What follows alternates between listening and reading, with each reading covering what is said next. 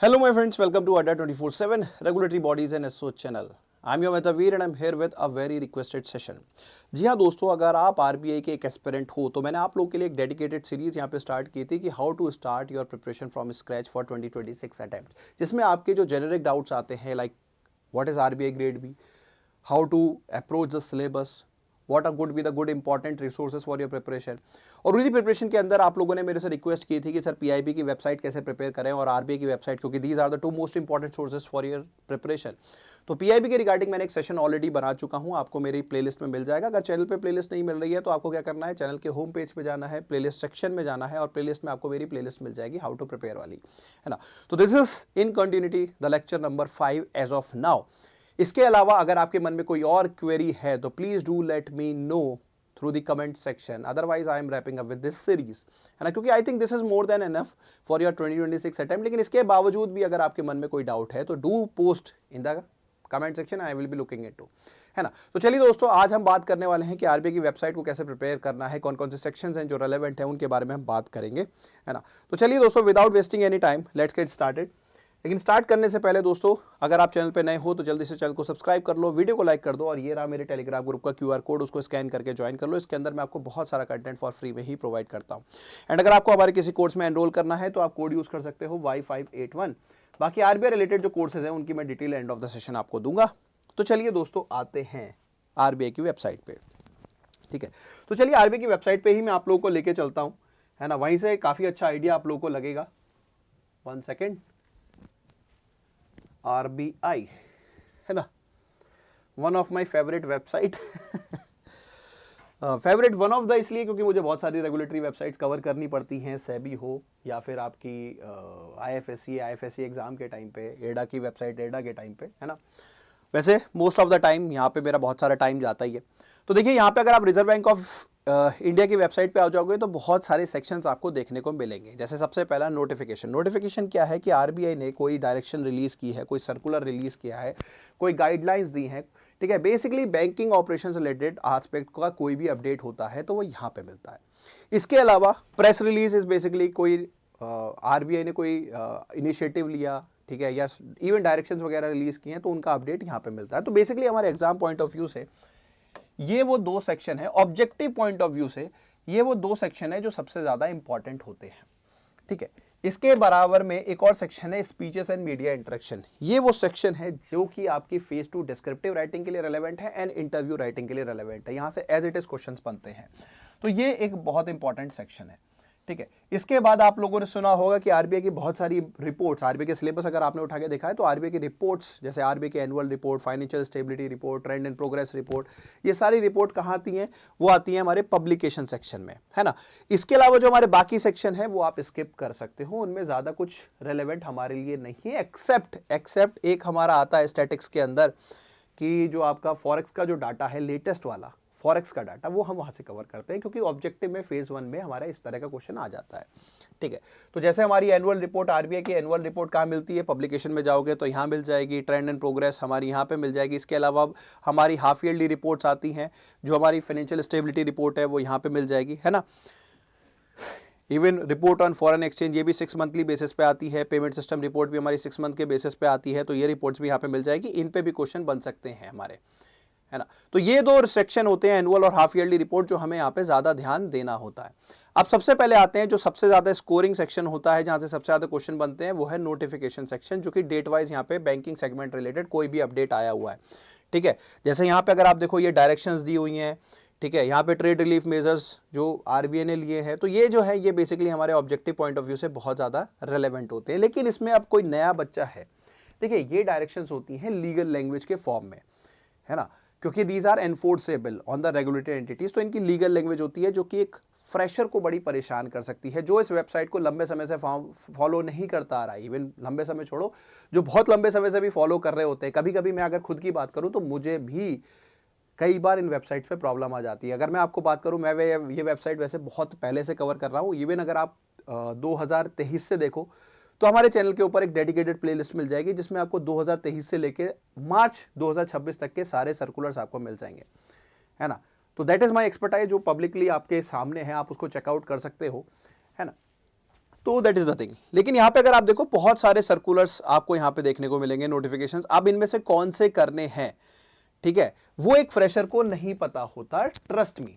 मैं आपसे कह दूं कि आप ये सर्कुलर कर लो, तो आप अगर खुद से कर सकते हो तो ठीक है। अब जैसे ये वाला सर्कुलर है, फाइनेंशियल स्टेटमेंट प्रेजेंटेशन, अब मुझे पता है कि यहां से कोई क्वेश्चन नहीं बनेगा, तो मैं क्लियरली बोल सकता हूं कि यहां से कोई क्वेश्चन नहीं आना है। दिस इज ऑल अबाउट कि कैसे यहाँ पे बैंक्स को बताया जा रहा है कि कैसे आपको अपने फाइनेंशियल स्टेटमेंट्स को प्रेजेंट करना है। अब उसमें क्या होता है, टाइम टू टाइम अपडेट आता रहता है कि आप इसको ऐसे प्रेजेंट करेंगे, इसको ऐसे अपडेट करेंगे, ठीक है। तो अगेन आई वुड से इस सर्कुलर की कोई हमारी ज्यादा वैल्यू नहीं है, लेकिन ये कैसे पता चलता है, ओवर द ईयर्स, है ना। इसी तरह यहां पे अगर मैं बात करूं, reserve Bank of India unique identifier in financial market direction, ठीक है, तो ये थोड़ा सा हमारा एक इंपॉर्टेंट सर्कुलर है, ठीक है। तो यहां से हमारा क्वेश्चन बन सकता है, क्योंकि इसके बारे में अभी आरबीआई ने रिसेंटली अनाउंस किया था, ठीक है। अभी जैसे NOP INR position of authorise dealer, ये न्यूज़ अभी मैंने अपने चैनल पे, अभी आपने अगर मेरी एक वीडियो देखी है कि रुपये एक फर्दर सडनली अप्रिशिएट हुआ है, तो उसमें कवर किया है ना। तो यहाँ पे क्या होता है, प्रॉब्लम इज दैट कि ये थोड़ा सा टिपिकल सेक्शन है जिसको एक फ्रेशर को पढ़ने में प्रॉब्लम आती है। तो अब एज ए फ्रेशर आप क्या कर सकते हो, सर अब क्या करूं मैं, क्या बैठ जाऊं एग्जाम की तैयारी ना करूं, आपके मन में आ रहा होगा।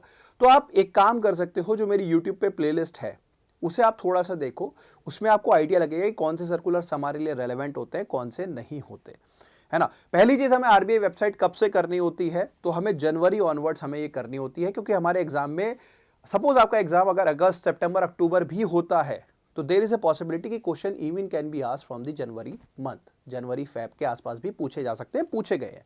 लंबी कवरेज यहाँ पे अपने को चाहिए होती है ना। इसी तरह अगर हम दूसरे सेक्शन में जाएं, press release section, press release section थोड़ा सा इजियर सेक्शन होता है, लेकिन अगेन यहाँ पे बहुत सारी न्यूज रेपिटेटिव होती हैं यार, कि बस मतलब अगर आप देखोगे वो न्यूज हमारे लिए रेलेवेंट नहीं है।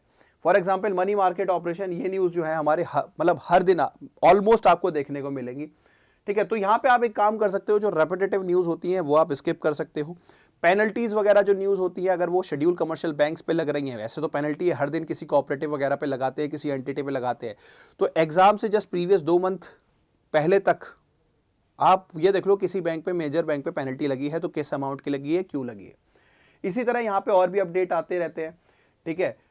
जैसे RBI invites comments on draft Reserve Bank of India branch authorisation, तो ब्रांच ऑथराइजेशन जो डायरेक्शंस होती हैं उनके क्या पोर्शन है। देखो इट्स नॉट अबाउट कि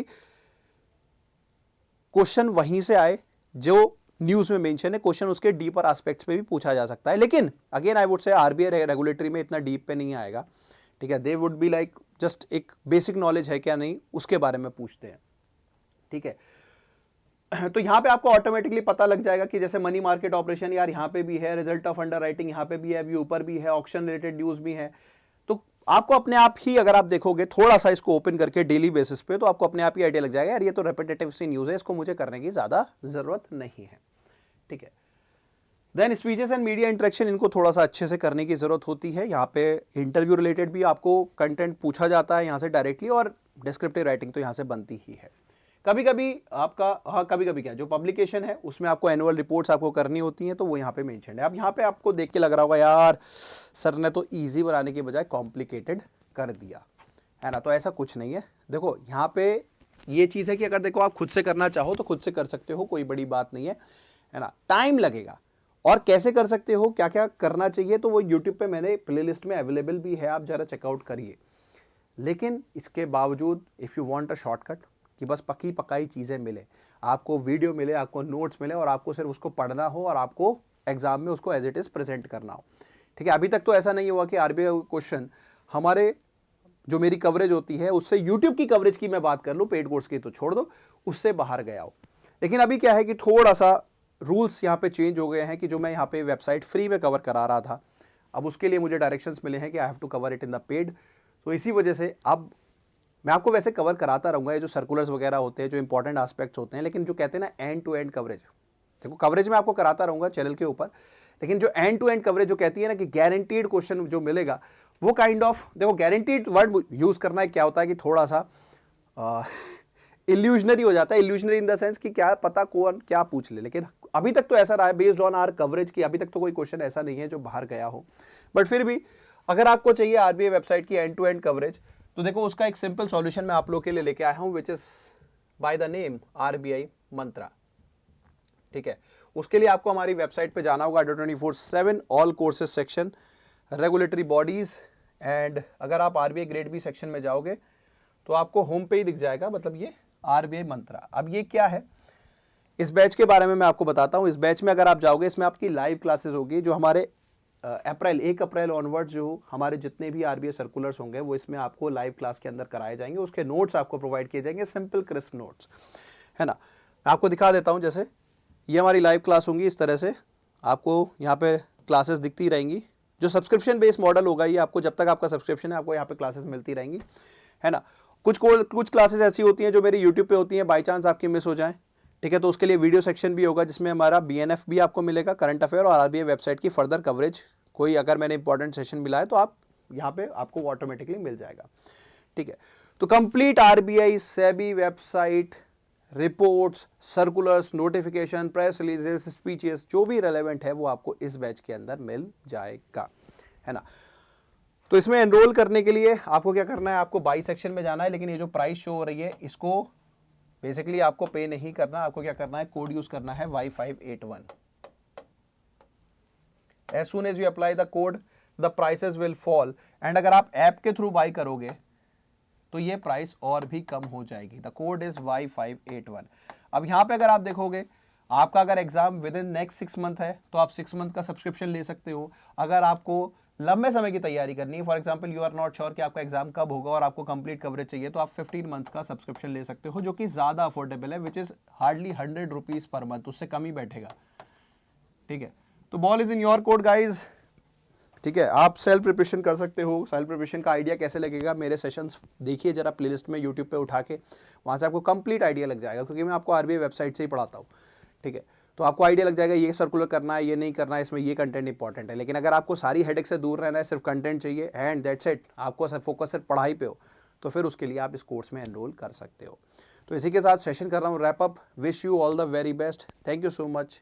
एंड कोई भी क्वेरी आए तो आप कमेंट सेक्शन में पोस्ट कर सकते हो। एक छोटी सी रिक्वेस्ट है दोस्तों, आप लोगों के लिए बहुत सारा कंटेंट हम लेके आते हैं, तो प्लीज़ सेशन को सब्सक्राइब कर लो, मतलब चैनल को लाइक कर दो, और एक लाइक के पास में ही हाइप का बटन होता है, उसको अगर आप प्रेस करोगे तो हमारी जो रीच है वो थोड़ी सी ज़्यादा होगी, हमारी ज़्यादा ऑडियंस को रीच आउट कर पाएंगे हम, तो वो प्लीज़ दबा दिया करो। तो इसी के साथ सेशन कर रहा हूँ wrap up. See you in the next class.